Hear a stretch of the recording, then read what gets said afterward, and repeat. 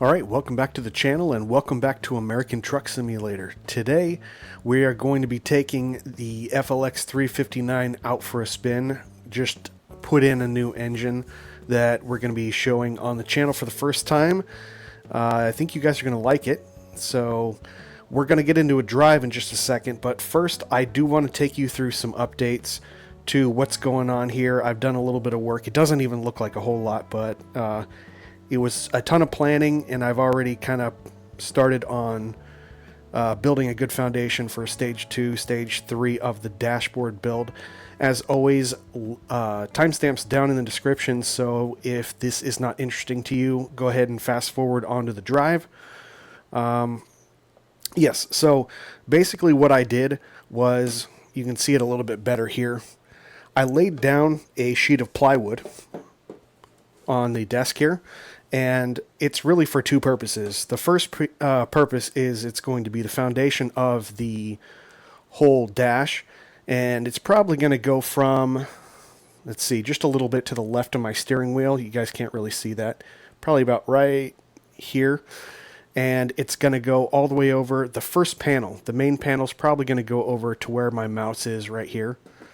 And then I'm going to build, it's going to angle probably at like a 20 degree, 15-20 degree, and it's going to head off over here, like right over where my second stick is.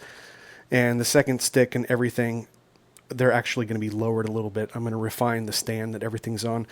So I'm basically going to have what you would have mostly for your button box over here.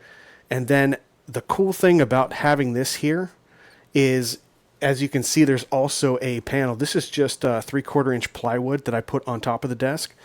And then on the front of it, I put some screws into it for another piece of 3/4 inch plywood on this face. And what you can't see is this front face is actually helping to bridge the gap between this top piece and there's a piece of wood. It's actually a 2x4 right on the other side of this. And that means that everything is secure and tight, and it's basically sandwiched all around the desk, nice and secure. But now I can go ahead and take anything that I want, any sort of boxes, project boxes, and I can screw them directly to the 2x4 that's on the bottom of the desk, and then I don't have to worry about actually drilling into the desk. So basically top and bottom are basically sandwiching the desk. So if I wanted to, I could literally just pull this entire piece off, the 2x4 down below too, and it would just come off, and there's no harm to the original desk if I want to change the plans, which may happen in the future. So yeah, it's, getting that all queued up and making sure that this is a good foundation now. I know how deep I'm going to have it. I know how tall I'm going to have it. Now it's just a matter of planning the actual the main dash portion where the gauges are going to go, and then over here where my secondary panel is going to be set off at an angle for my other buttons and things. So we're coming along pretty good. I like how everything fit, and at the same time I had to do a ton of maintenance. This whole stuff probably took me like an hour to think through and plan it, cut all the pieces and stuff. What took me another hour and a half was all the stuff that you don't see off camera, all off. This is a 5-foot desk. It's 5 foot wide, and I'm currently using about 2.5 feet of it. The other 2.5 feet I actually have set up for Flight Simulator now. I took my Alpha yoke and the Bravo throttle quadrant, and even though I'm still using the Bravo a little bit for some of the buttons, I shoved everything over to the far side and have it set up so I can actually just move this main monitor over, just slide it. And I had to do a whole bunch of cable management. Anyway, it's not really managed as far as people would say cable management. It's more or less tucked into one area that's still, to me, maybe not to you, very disorganized and exposed. But it's clear I had to do that to be able to get the dash on here. Anyway, that's the development. So this is going to be my foundation for the whole box. And pretty soon, these two white cardboard boxes that are holding these buttons are going to be replaced with these junction boxes. So I'm actually going to have it This is going to go on the bottom of the desk, and it's going to screw directly into the 2x4, and then I'll just pop off the top. I'll have everything secured in here, and then when I want to do some maintenance, all I have to do is take this lid off, pop it open. I could do my maintenance, and then pop it right back on, and it screws just like that, and we'll be good to go. So I've got one of these boxes. You can see how it just kind of screws together right here. And let me show you, in case you couldn't see that off camera. So it'll be mounted. Here will be the 2x4 where my hand is. We'll just mount like that. If I need to repair it, unscrew it, take the top off, and then put it back. So I have, I don't know if you can see that very well. You can kind of see it. Obviously there's some stuff that's in the way right now. But let's see if I can put it through here. You know what? I don't know if that's going to work. It's basically going to be mounted under here. So imagine in this position, but right up against the 2x4 under there. And I'll have all my buttons on the front, just like this. So one on the right, one on the left, just like I have it now, only it's going to be actually a decent material instead of just a rigid cardboard box. And it's it'll be about time. I like how I got this up and working. There's a few times some of the wires came loose, and that's kind of why I did it, because I knew there was going to be some trial and error to it. I know exactly how to organize it. I know how to group everything, the stuff that needs to get tied down, put some electrical wire over some of the contacts, especially where I had adapted it, and when the two metal pieces were touching, it was actually triggering another button. All the trial and error is good.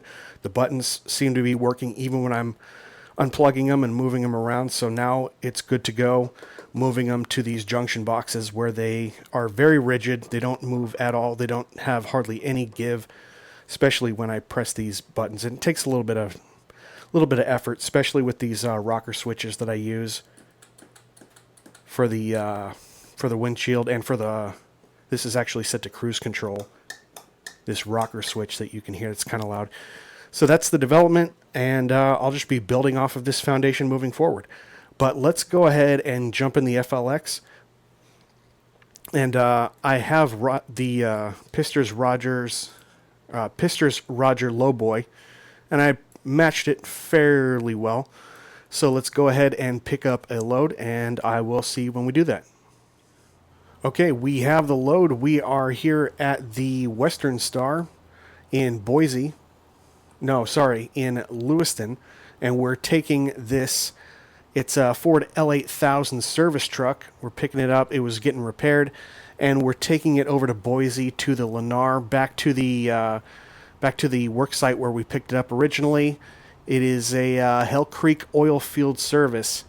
I don't know if that has anything to do with Hell Creek Trucking Goggles 56's lineup, but I thought it was an interesting little cargo for this Pizzster Rogers. So we're going to be taking it over to Lennar and Boise. It is about 4 hours, 45 minutes. Not too bad at all. So let's go ahead, get in, and get this delivered. All right, so the parking light's on, get her fired up. Oh, she sounds good. Get the windows down so you can hear her.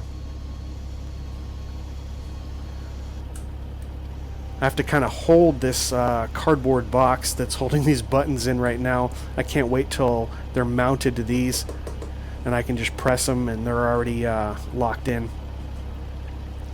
But we're looking good. We'll go ahead and get the headlights on, get our four-ways on, and we are actually rocking the, we're rocking a twin stick today. We have a 5.4 Spicer in here. That's usually what I drive when I roll with the FLX 359. But the engine is brand new. It is on Truckee. It's free by Chilling Toaster. It is a Cat 3406C. This is the first 3406C that I've seen. Maybe you guys have seen some more. So you'll get a chance to hear throughout the drive, and also know that there is a free 3406B version also on Truckee by Chilling Toaster. So let's go ahead and check it out once we get the parking brake taken off, of course.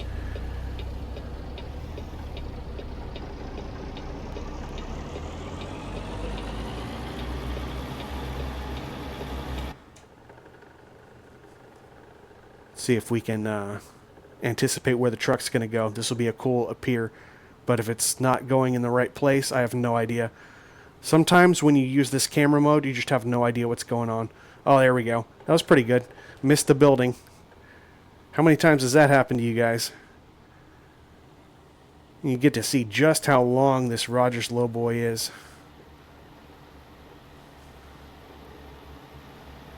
Cool little shot there. Good mix with the 359, of course.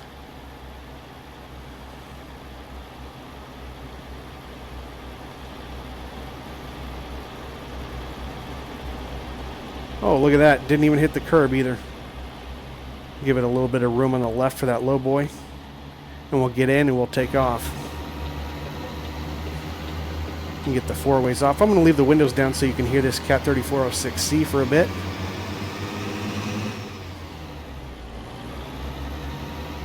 I don't have my gauges working. Maybe I didn't turn Sim Dash on. Let me see if I can go fix that real fast. Okay, not sure exactly what's going on there. I had to unplug and replug some stuff, so maybe the lines got crossed or something. Not sure. I'll check it in a little bit.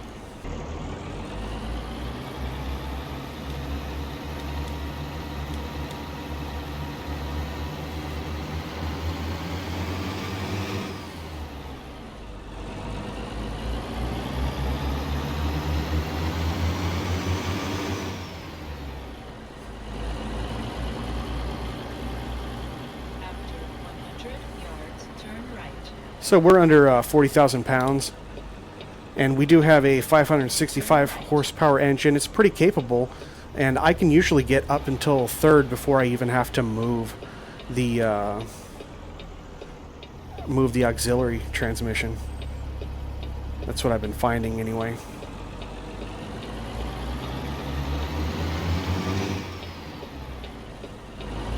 Just a little bit of a long fall off.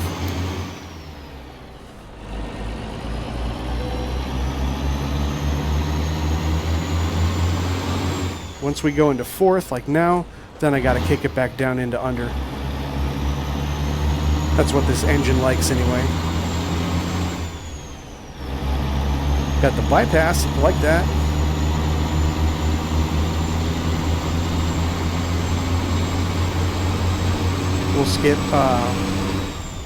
We'll skip 5 over, or 4 over, and just go straight into 5. It's got a pretty good sound to it. It's definitely one of my favorite 3406s. That and the 3406A that I drove probably, I want to say 3 or 4 drives ago. Whoa, we're going to the right, going to the right. Oh, go to the right. Stuck it. Oh, we stuck it. Whoa.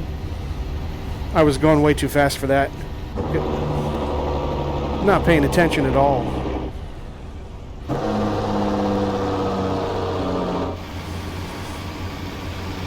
Wow, that was horrible.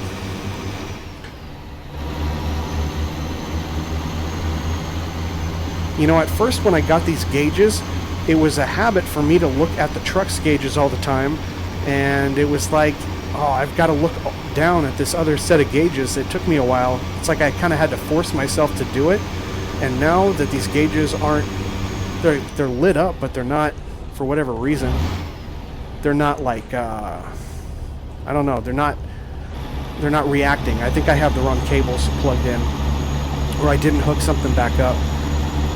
And now I'm finding that I really do look at these gauges quite a bit because I'm missing them. Because no matter, I mean, it's pretty good on the FLX. The numbers on the speedometer could be a little bit bigger, but it's actually 2 period, and that's the way. If you look at any videos, that's exactly how it's portrayed. But I'm used to seeing the gauges in real person right in front of me, and now I'm missing them. So that's actually a good sign that there's actually some purpose here in what I'm doing.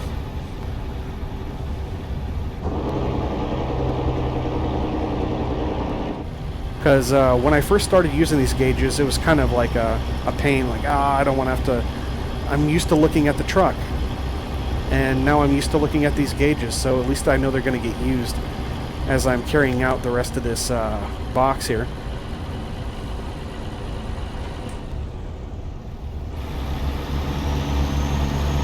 I'm keeping the display on up top so you can see what gear I'm in.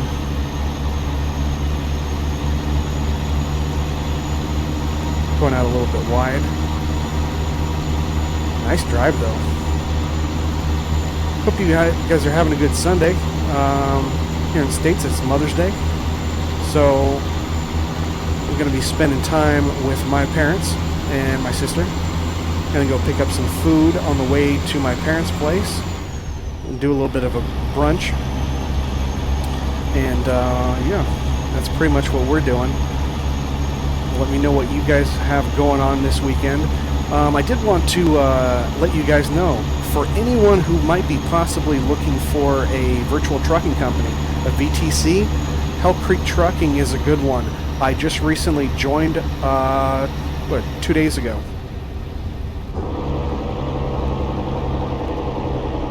And I've already done 3 or 4 loads. There we go. Bring her right down to speed again. So we're coming into a town. But yeah, something cool about Hell Creek Trucking. A lot of the other VTCs, they have minimums. And they want to see that you're keeping up, and they can even end up allocating work over to you. And it's a little bit more of a, I don't know, it's just more of kind of a leisure approach to it, knowing that everyone's super busy and stuff. You basically just drive whenever you want to drive. Keep the everything's running off of trucks books, so as long as you have that platform installed and running, you just drive like you normally would, and it'll log all of your stuff to the Hell Creek Trucking virtual trucking company. A lot of good guys on there. Obviously, I know a lot of them, or most of them, from Goggles 56's Discord, but great bunch of guys, and that's kind of why I decided to join. I was, I've got a lot going on, and like this isn't my main thing that I'm doing. I do have a 9-to-5, or it's my own business, so am I ever really closed for business? And I try to work this in as best I can. I have cut out a little bit more time for it to do these videos for you, definitely. Especially the build and drives, the reviews, the updates, things like that. And this project with the button box and dashboard.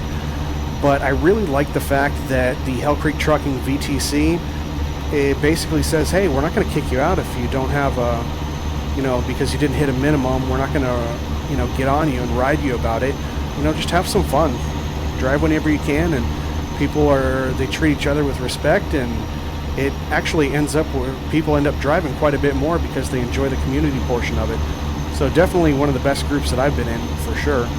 In the beginning, I joined a couple VTCs and didn't make the minimum requirements because I was super busy at the time, and well, it wasn't a very good experience for me. I dropped out and haven't really joined one since, until Hell Creek Trucking. So if you guys are looking for a spot where there's not a whole lot of pressure and you can just kind of put on the miles and talk to everyone, good group, check out Hell Creek Trucking. I'll have a link down below to the link on Trucksbooks.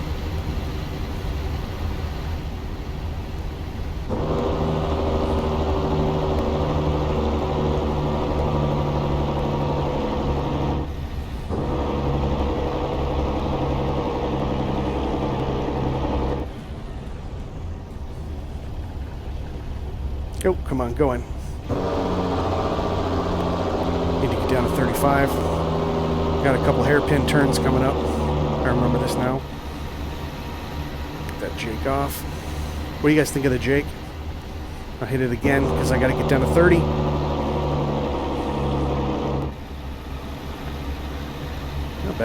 Not bad.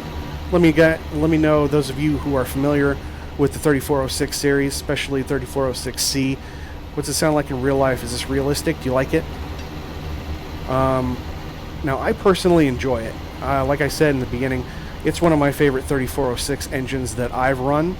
But then again, just because I like the sound doesn't mean that it's realistic, because I'm not a truck driver. Let's not forget that.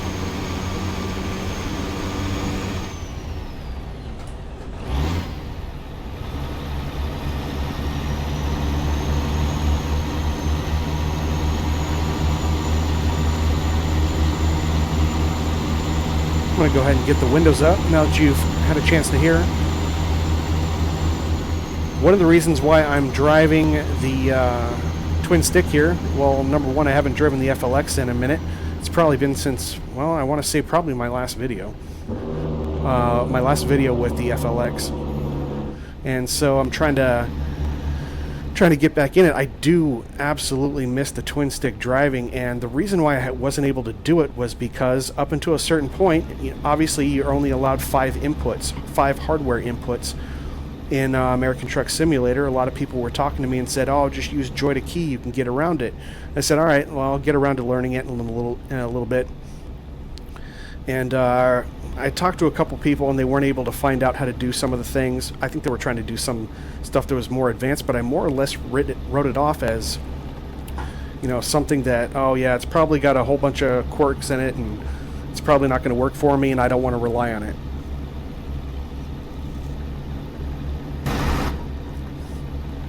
Sorry about that. I was just turning my head. But then I went ahead and gave it a shot, because I added these, now for about a month I have these 2 little boxes for these buttons.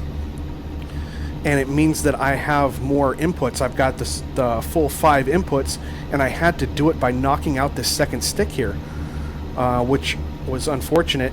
And then I took one of them, I installed JoyToKey, and figured out how to map the buttons in JoyToKey.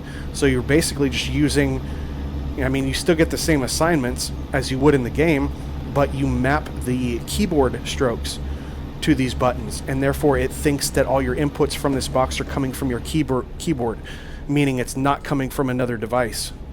And that's how you can kind of bypass the maximum number of 5 hardware inputs. So I have my 5 hardware inputs now, and I actually have this 6th device that's running through JoyToKey. And everything works just fine, just like I would map it in ATS. So I'm going to keep using that as I build out the rest of the dashboard and my button box. I'm pretty sure I'm probably going to have about at least 8, maybe even 9 different devices, and I'll just run them all through JoyToKey now. So someone on Goggles56 Discord had pointed that out to me. I can't remember who it is offhand, but thank you. JoyToKey is working just fine. It's pretty simple, pretty straightforward to use.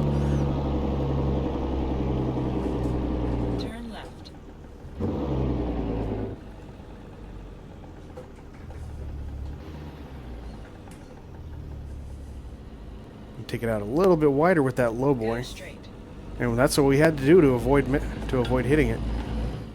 Let's go into low.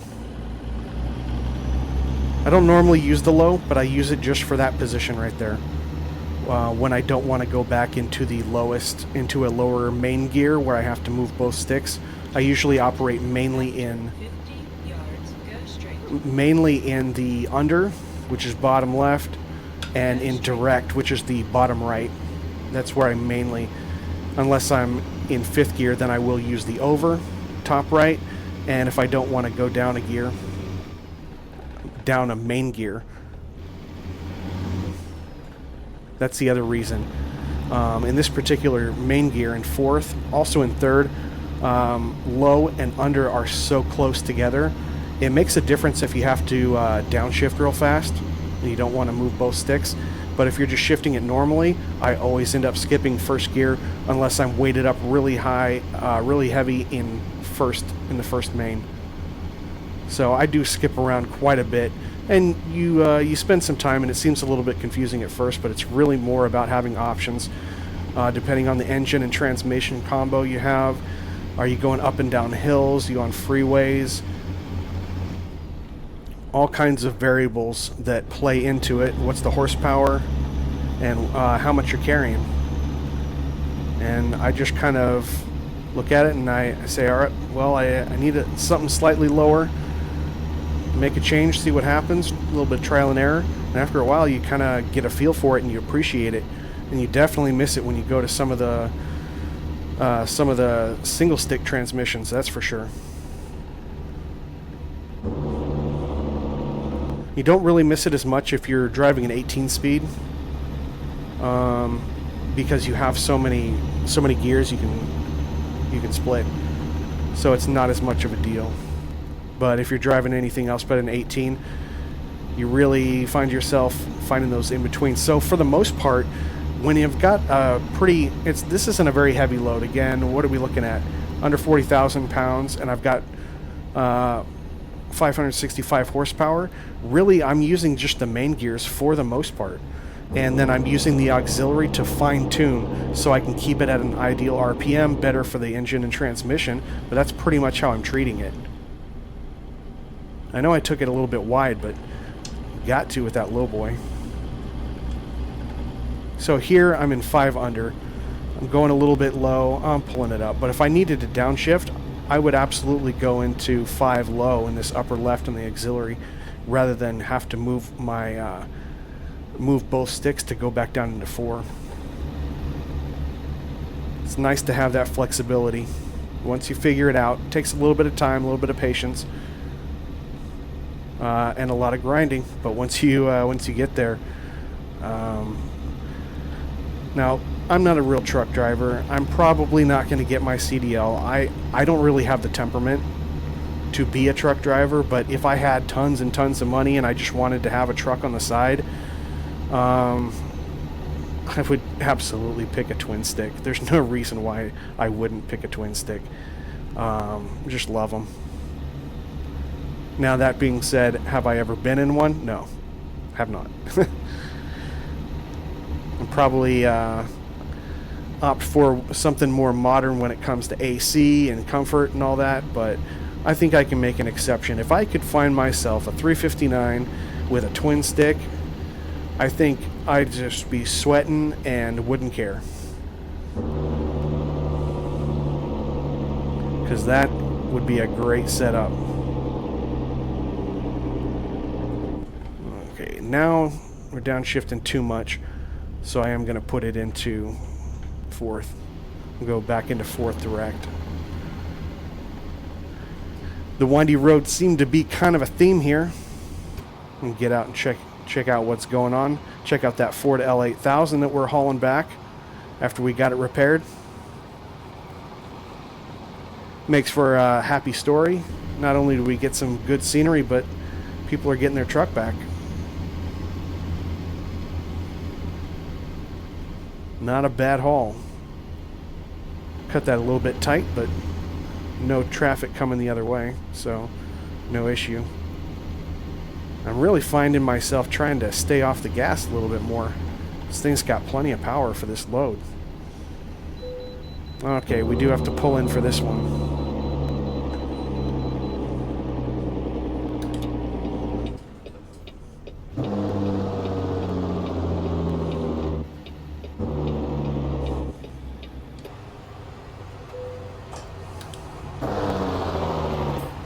Get that Jake off.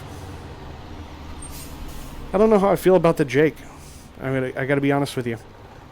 It's a little aggressive for my taste. I don't know. It's a lot more aggressive than some of the other 3406 in the series. 3406 series have been. So I don't know how accurate that is. Gotta be honest. All right. We did pretty well. Let's get back on the road here.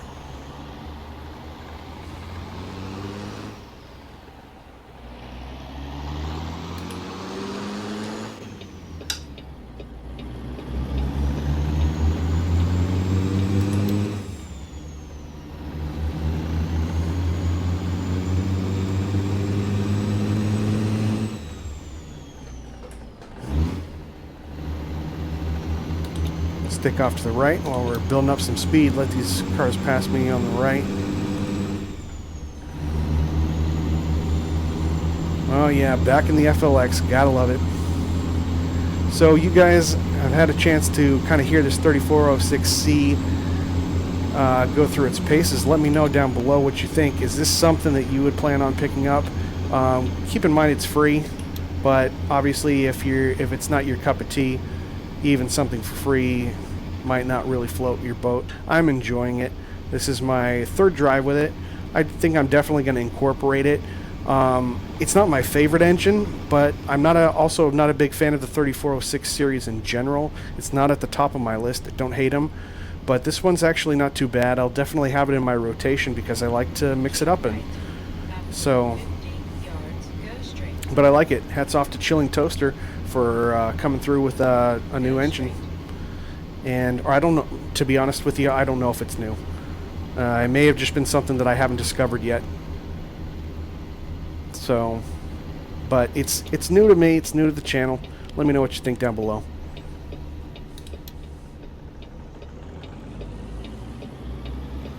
Yep, just around the corner from Lennar now.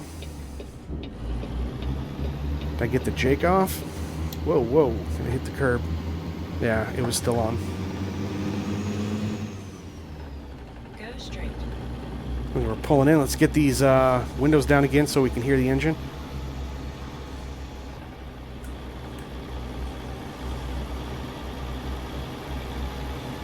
Alright, both windows down.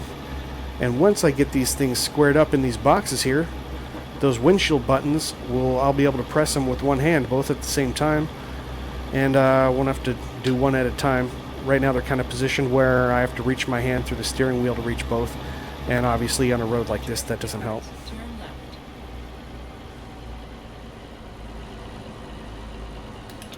Turn left.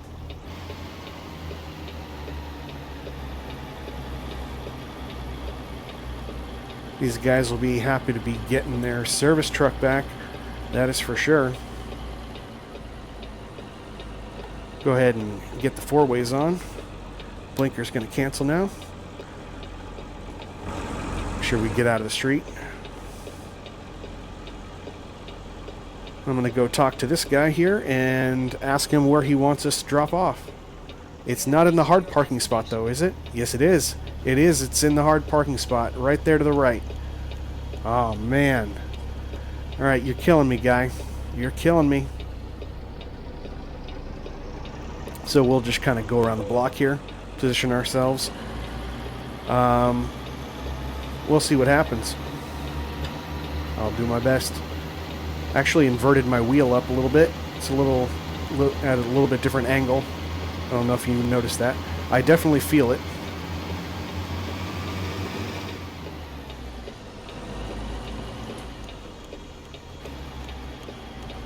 Drop a gear as we're navigating. Oh, we're losing some frames. We are losing some frames. Oh, wow. I don't know if you guys see that. Suddenly, we just dropped to below 20 frames. Let's see if I can figure out what's going on. Yeah, I have no idea what's going on, guys. Haven't had this happen in quite a while. But 24 frames, 23 frames. Wow. I'm sorry about that, guys. I hope this doesn't look that janky. Now, this happened to me about a week ago, and it turns out it didn't affect the final result much at all when I looked at the final video. But you guys tell me if you guys noticed that glitchy stuff. Now I get around the corner, and I'm back up to 50 frames per second. I should be at 60. Got it capped at 60, and haven't had a problem like that in quite a while. Alright, so we got to pull into there. This should be fun. Give it a little kick out to here. We just need to give her a little bit of angle. Need a little bit of distance and a little bit of angle. Should be enough. We'll go ahead and, yeah. Now let's keep her in R1, in R low. Hit the horn, let them know we're coming back,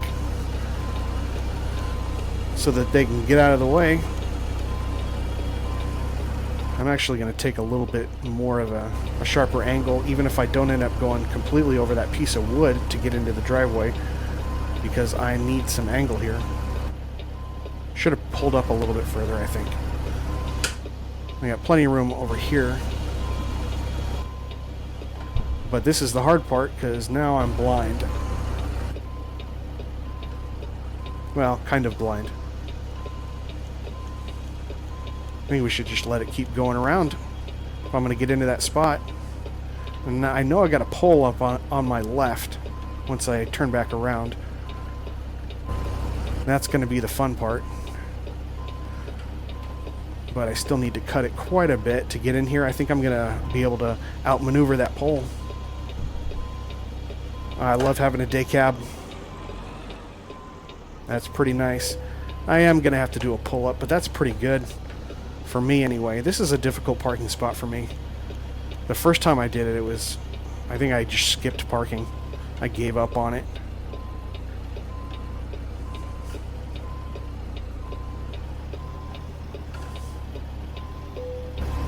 So I've come a long way. Believe it or not, you're looking at this and you're going, what is he doing? Just gotta start turning back earlier. It's my problem. Sometimes I'm gonna do one more pull-up. Sometimes it takes a bit to get these things turning. Boom, I like that. Let's go ahead and just keep that going back straight. And I think we're gonna be good. Hey, not bad. Not bad at all. You know what? I'm not going to do another pull-up. I'm pretty close. It's going to take it.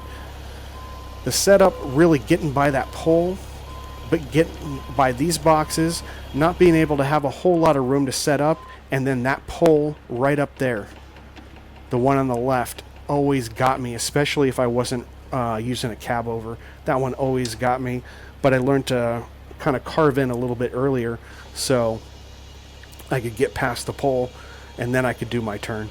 Anyway, let's go ahead and get her shut down here. Get our windows up. Still got to kind of do them one at a time because they're so hard to press. Wait, what happened? Did that just go down automatic? How did that happen? That's not even supposed to do that. It's supposed to, like, I'm supposed to be able to hold it down. Okay, maybe it's not even functioning that way. I guess it's just a one push. They definitely wouldn't have that function in a 359. Let's go ahead and get the four ways off. Parking lights only, and we'll get the engine turned off. And here we are. Welcome to Boise. We got this service truck delivered. I'm sure they're going to be happy about that, and that was a pretty nice drive. If you have any questions about the truck, about the cargo, anything like that, anything about the buttons and the dashboard setup, any comments or questions, go ahead and leave them below. Thanks for coming along on the drive. If you liked what you saw, go ahead and give me the thumbs up. Consider subscribing and hitting the notification bell so you can see all my videos. And I will see you guys on the next one. Happy Mother's Day to all of you.